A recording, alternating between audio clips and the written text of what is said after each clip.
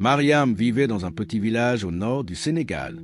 Elle était pauvre, mais connue pour sa bonté. Chaque matin, elle partageait son pain avec les enfants du quartier, même quand elle n'en avait presque pas.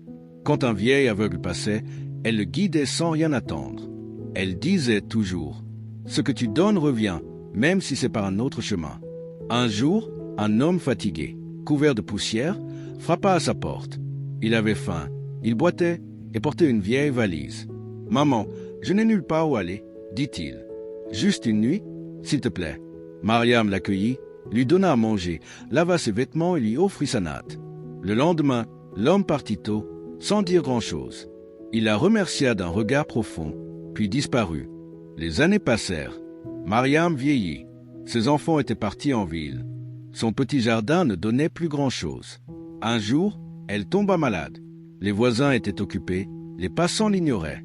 Elle restait seule, couchée sur sa natte, priant doucement. Un matin, un gros 4x4 s'arrêta devant sa case. Un homme en costume descendit.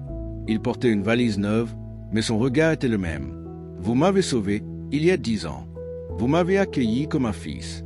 Je m'appelle Saliou. Aujourd'hui, je suis devenu médecin et entrepreneur. Et je n'ai jamais oublié votre bonté. » Mariam ne put retenir ses larmes. Il s'agenouilla, prit sa main. « Je suis venu vous rendre ce que vous m'avez donné, la dignité. » Saliou installa Mariam dans une maison confortable.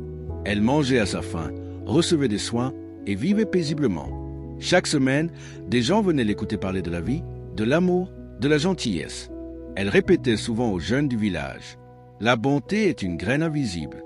Tu la plantes, tu l'oublies, mais un jour, elle devient un arbre qui t'offre de l'ombre. » Et quand elle mourut, des centaines de personnes vinrent l'enterrer. Saliou fit construire une école à son nom pour que son geste ne soit jamais oublié.